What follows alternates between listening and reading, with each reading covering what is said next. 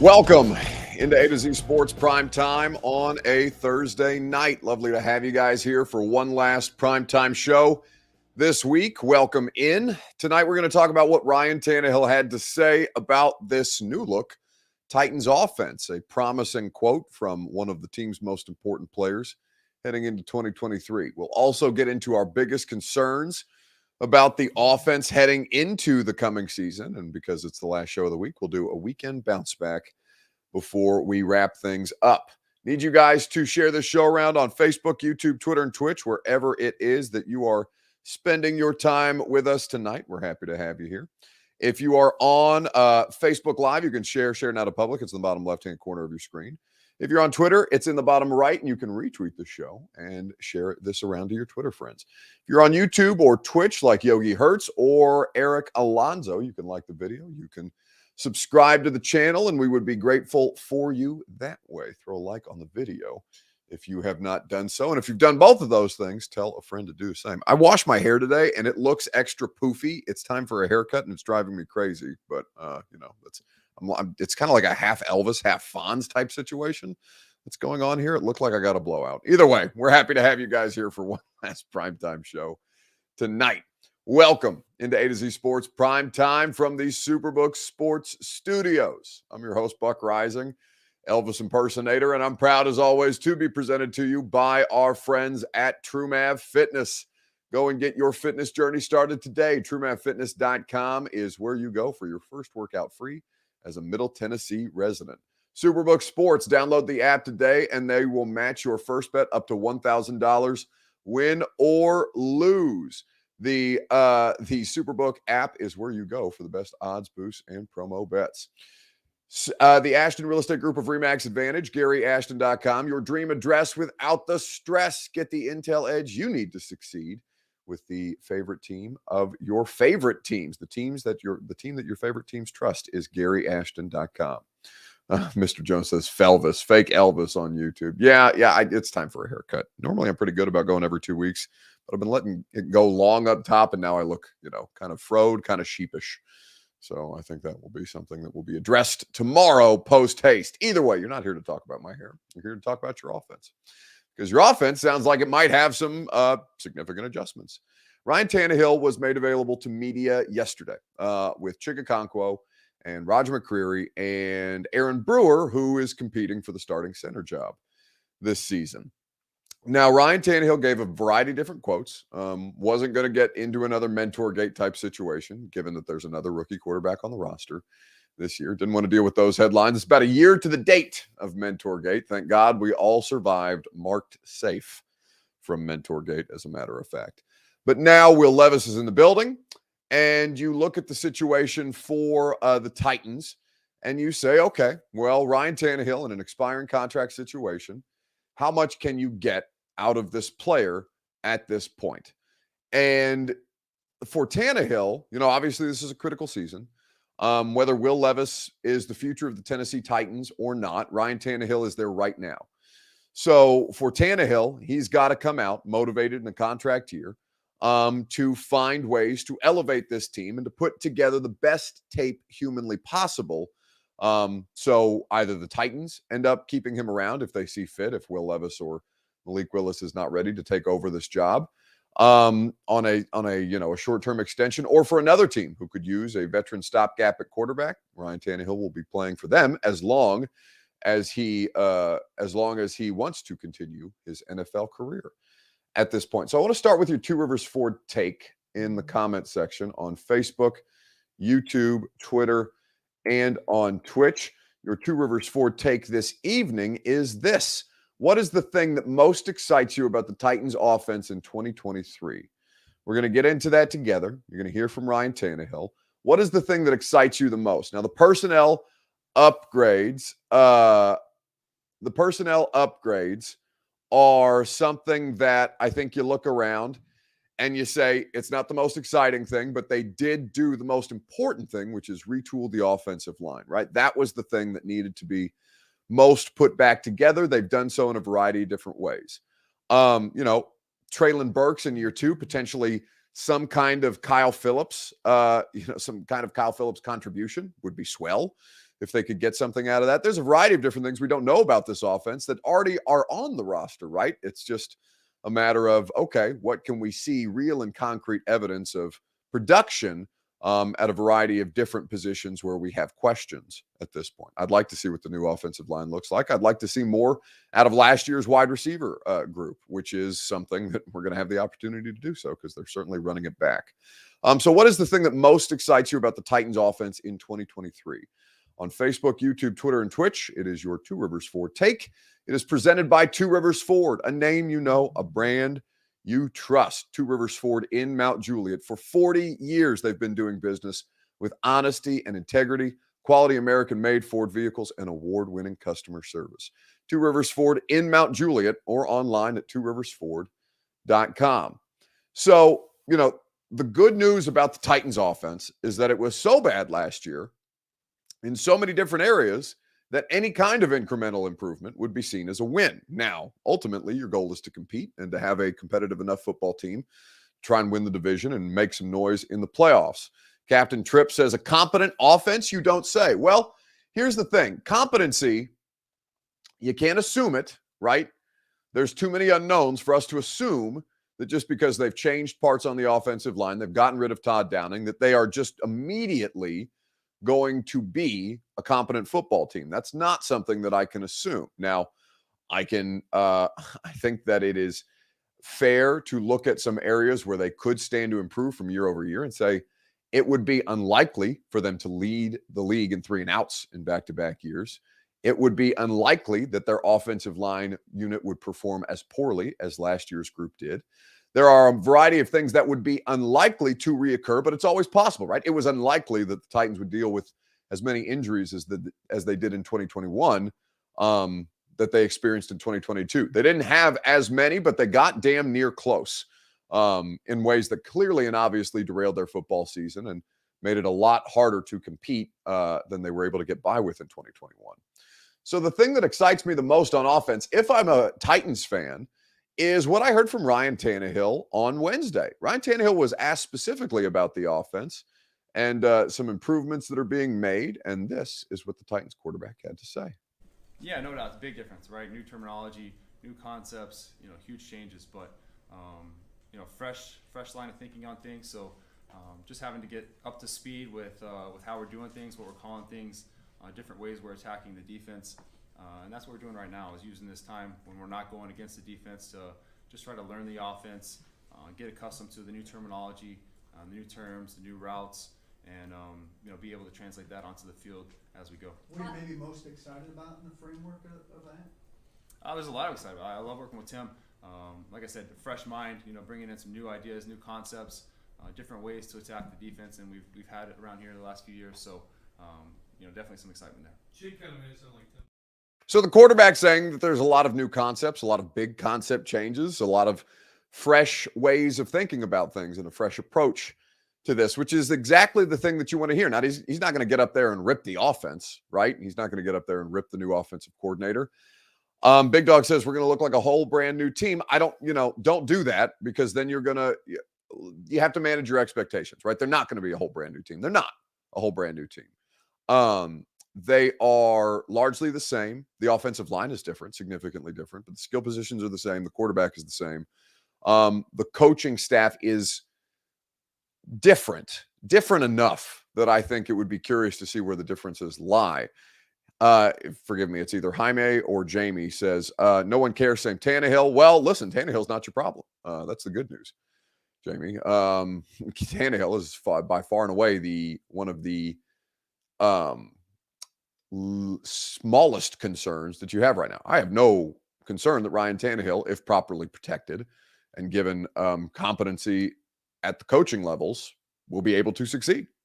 I have zero lack. I don't have any lack of confidence in Ryan Tannehill. If you do, then you're keeping biases for things like the Bengals playoff game still, which is stupid. It's a waste of time. It's not worth your effort or your energy. And if you want to live that way, it seems like a miserable way to go through your existence, because he's going to be your starting quarterback for at least another season, pending, God forbid, injury. So with Ryan Tannehill, I think hearing that from him excited me the most. Now, there's also the component of did they do enough around him? And you're going to hear from Ryan Tannehill on that in just a second. But of course, I'm going to remind you that the Primetime Show is presented by True Math Fitness in the Gulch. Go to truemathfitness.com for a new way to work out and so many fun class options. Tomorrow is a full body experience, full body Fridays, as a matter of fact, at True Math Fitness. Today was upper body, well, rather full body with a focus on upper body specifically. The coaching staff at TrueMav is always going to go above and beyond to make sure that you're comfortable and confident in your workout plan as you continue to improve your fitness goals. TrueMavFitness.com for your first workout free for group classes, for personal training, or for their open gym and membership options. TrueMavFitness.com. So let's see. AwakenToTheEternal.com. That's a long YouTube name. Says we'll have all three QBs this year. Mo Hassan? Question mark. Well, no, you're not going to have all three QBs this year. Malik Willis is probably going to, Malik Willis is in all likelihood going to get cut. Mo Hassan is just here because they have rookie minicamp coming up and they need another quarterback to throw physically to other players on the field. B. Fran says, what do you think about our first round pick, Buck, if you had to grade him? Well, I have no idea what he's going to look like as a pro, but I like his college tape. I think he's the best option that they could have had. And I certainly think he satisfies a lot of needs. So, grade him. I don't know how it's going to pan out. I'm sure there will be, typical rookie struggles. And I'm sure there will be something at some point that kind of provides some adversity for him in his rookie year. But, I like the pick in principle. I like the concept in principle. Stephen King says we're moving Tannehill wide receiver. Well, you really didn't add much else at the wide receiver position, which was also something Ryan Tannehill was asked about how long it took this team to add a wide receiver in the draft. And this is what Tannehill had to say.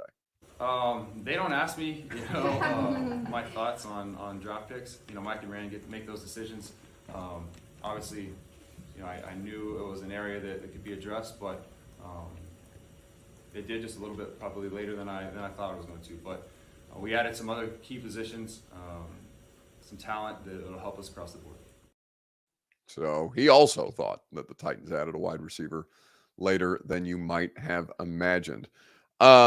Malik is definitely not getting cut. Well, you say that with confidence as if you know anything definitively. The only way that the Titans keep three quarterbacks on an active roster this year is if one of the quarterbacks is in danger of not being active on a game day.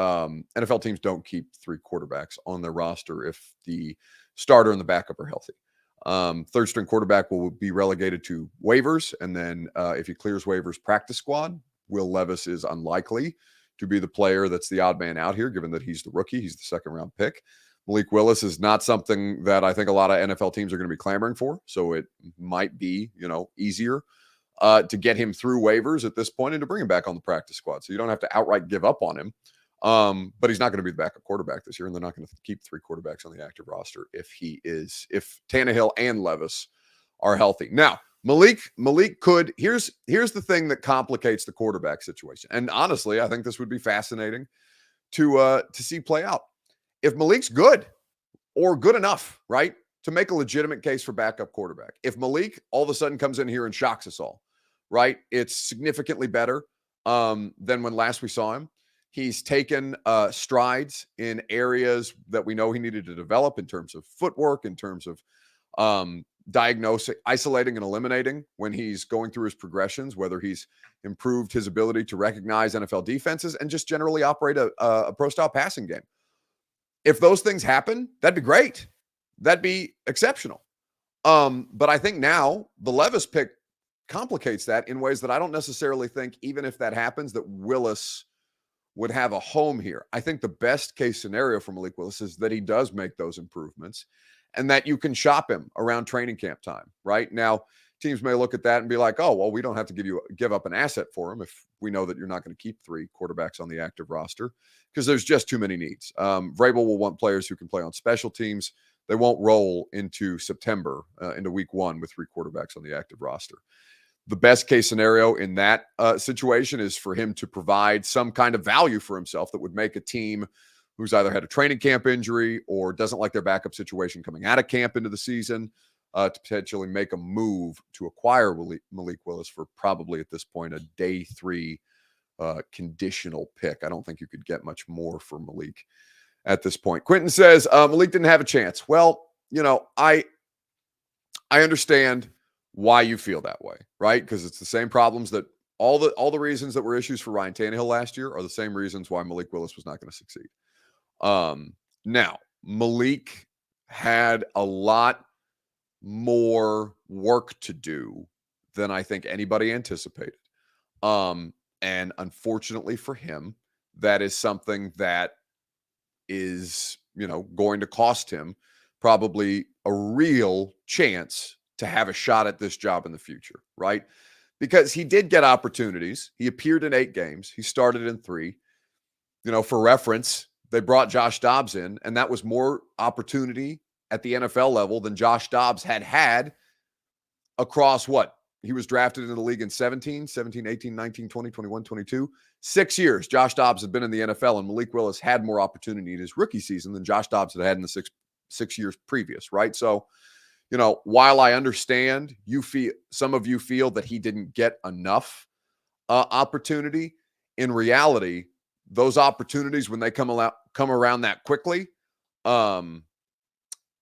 it's more opportunity than most players at that position are given, right? So it is a quick hook, and it sucks for Malik, and perhaps he'll turn this into motivation to improve and go on to have a successful NFL career, and maybe he'll make the Titans pay for it, right? That he wasn't given enough of an opportunity. He'll go on and succeed at a high level elsewhere. It's nothing to do with anything personal with Malik. It's just the nature of their business. Ray Carthon said it himself. Quarterback gets people hired and fired in this league more than any other position.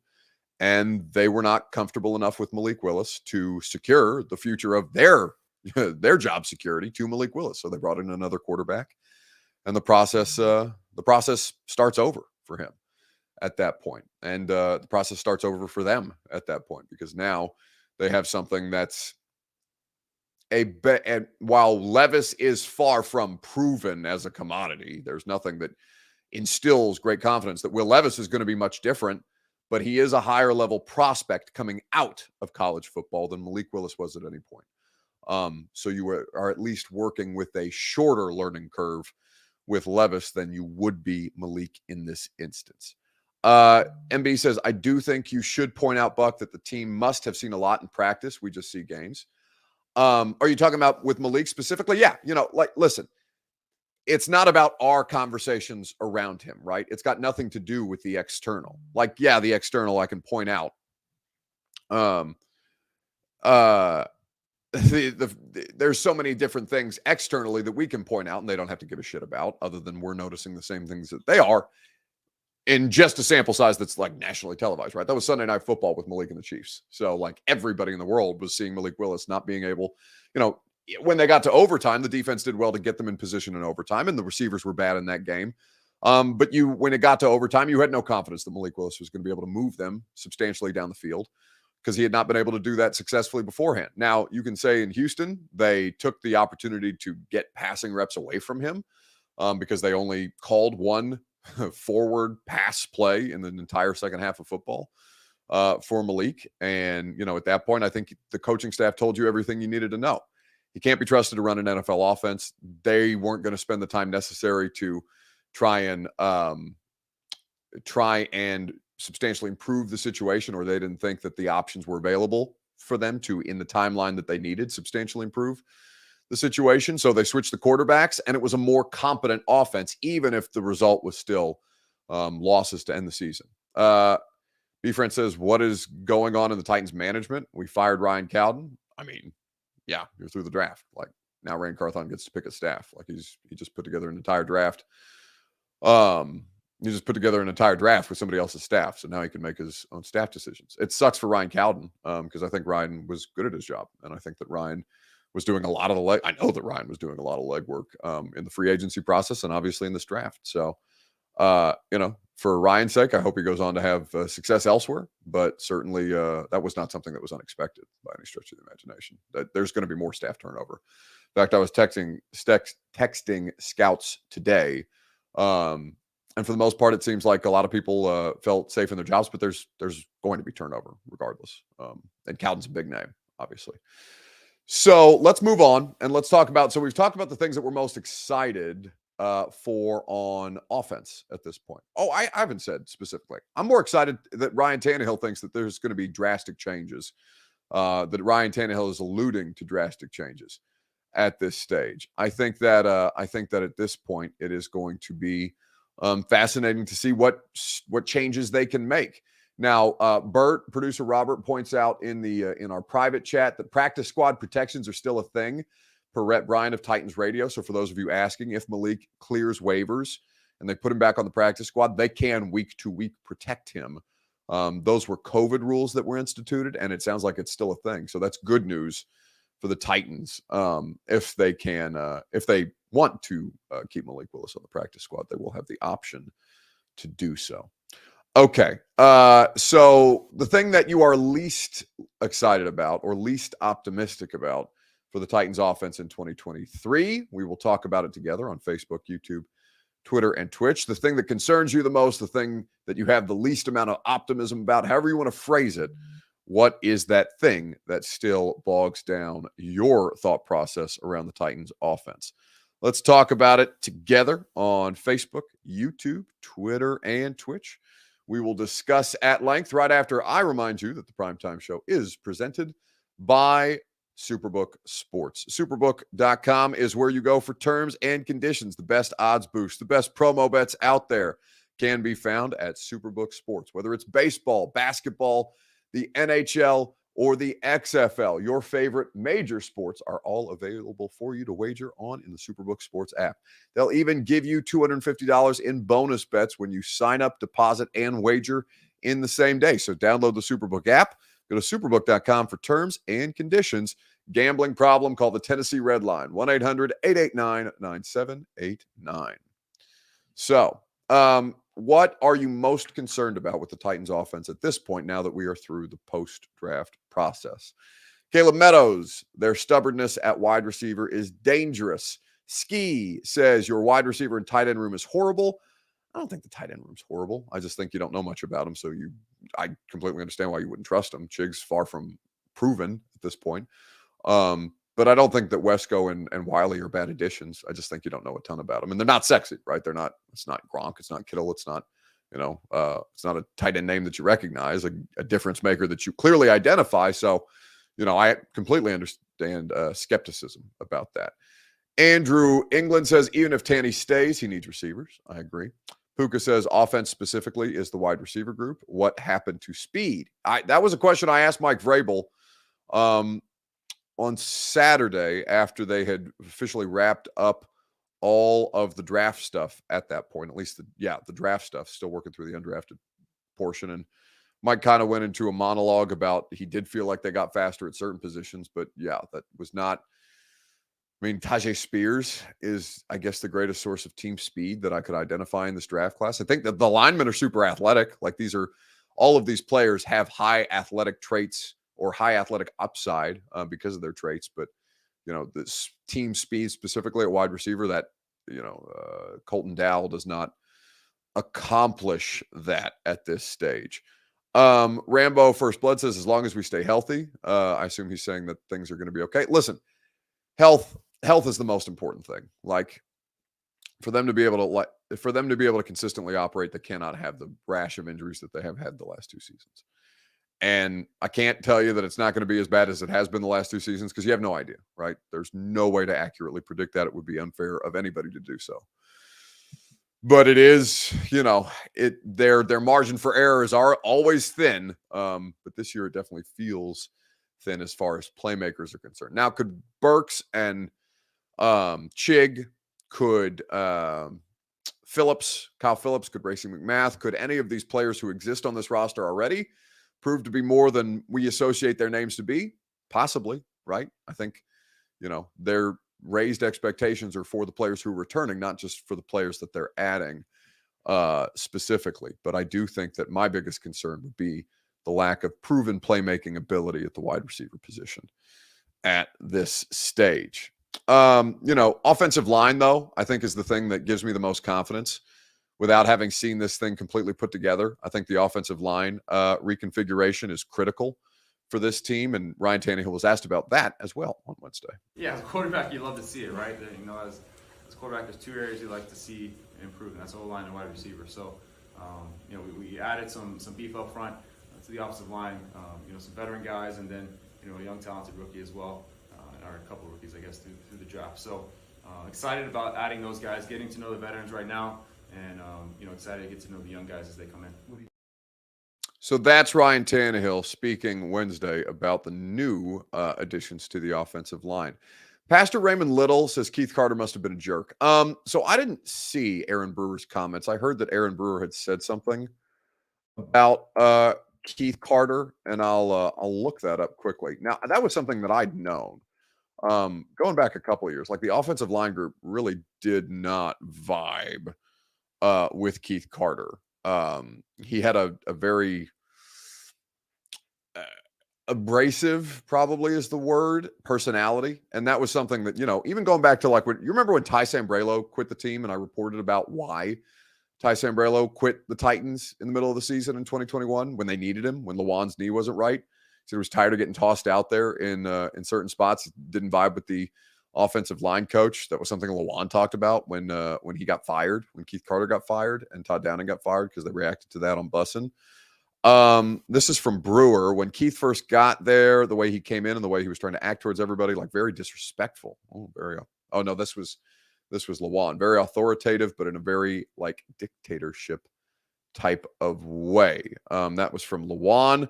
Brewer said Carter was my way or highway kind of guy. New position coach Jason Hoteling is more of a player's coach, more willing to listen. So, yeah, I mean, coaches are psychopaths, a lot of them. Good coaches don't necessarily have to be good or nice people, right? I know a lot of football coaches who are jerks and insane. So, Keith Carter wasn't good enough at his job, apparently, to keep his job here and also be strident that way. But, my dealings with Keith, I always, I never had a problem with him, but I had heard quite a bit that he was somebody who the players didn't necessarily love working with on a regular basis. All right, weekend bounce back. Let's wrap things up on the Primetime Show. Who needs to bounce back most in sports? Let's talk about it together on Facebook, YouTube, Twitter, and Twitch. It is your weekend bounce back. And like the Primetime Show, it is made possible by the Ashton Real Estate Group of RE/MAX Advantage. The intel edge you need to succeed. GaryAshton.com is where you go. Get that intel edge that helps you sell your home without any showings or staging, helps you find your next home while you sell your current one in this red-hot Nashville real estate market, helps you cash in on your home equity and win the buyer battle right now. Nobody has better information or better properties than the Ashton team. So trust the team that your favorite teams trust. Go to GaryAshton.com for more information and that intel edge that you need to succeed. GaryAshton.com. So as you look at the weekend in sports, who needs to bounce back? Facebook, YouTube, Twitter, and on Twitch. I think there's a variety of different options out there. Golden State Warriors, says MB. Lakers and Warriors going to be a fascinating series. Stephen King says Mike Budenholzer sticking in the NBA. They did him cold, wishing. Oh, did Budenholzer get fired? No, he needed to be fired. The Bucks consistently make questionable personnel decisions in game, and Budenholzer, I think, absolutely needed to go. They should not have petered out against a talent bereft Heat team the way that the Bucks did. Budenholzer notoriously has made questionable decisions. He's a good coach, won a championship there, but I think it's completely fine to move on. Dylan Brooks says Steven Snyder 86. Yeah, Dylan Brooks being not brought back under any circumstances is something that was seemed cold and cruel from the Grizzlies, but not a lot of love for Dylan Brooks at this stage. Sauce Gardner, though, is my bounce back candidate of the week because Sauce Gardner went with new teammate Aaron Rodgers and Garrett Wilson to a Knicks Heat game, speaking of the NBA. And Aaron Rodgers, Sauce Gardner, and Garrett Wilson, they were seated next to Jessica Alba, who many people know from her career as a movie star. She's been less front-facing as far as movies are concerned, but of course Jessica Alba is very, very famous across decades at this point. She's been around for quite some time, not to age her, but she's just been a part of the public ecosystem for a while. Sauce Gardner didn't know who Jessica Alba was, and apparently that led to a funny exchange with Jessica Alba, Aaron Rodgers, and Sauce Gardner at the Knicks game. He was just picking on me a little bit for being young. Like we was getting seated, and he was like, "Oh, we're about to sit by what's her name?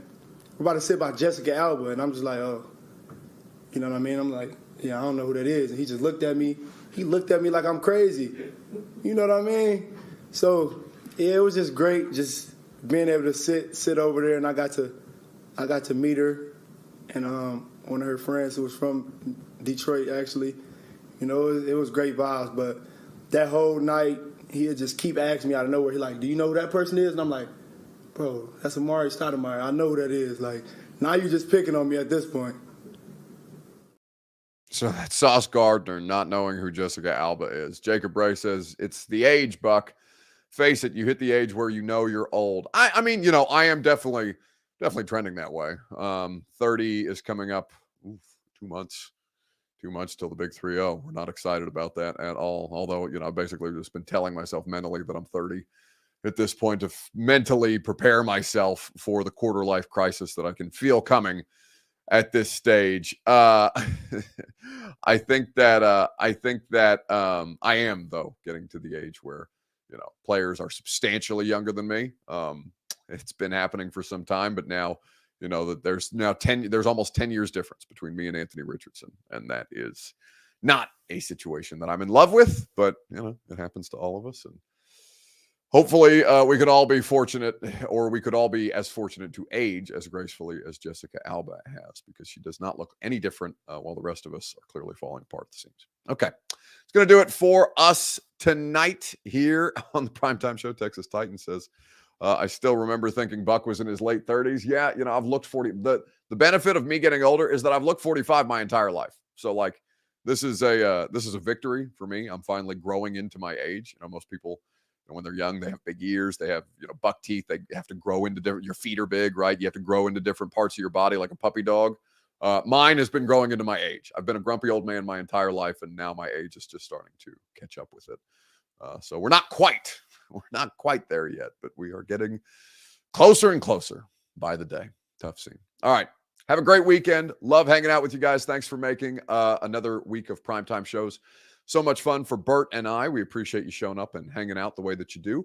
Radio show tomorrow. Coach Dave McGinnis, our first full post-draft visit with Coach Mack.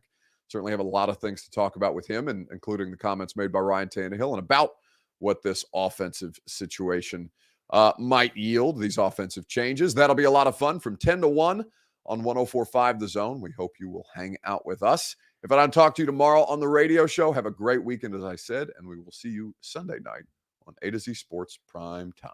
Are you surprised to hear that? Certainly not. The first year we took it to the limit. And I was in Miami with my new beach house. Well, it was a couple minutes from the beach. It's been 20 years since then. We haven't been too strong in the last few years. Oh, we've been strong. We're just playing by the rules. You can't have a newcomer come in and steal a show.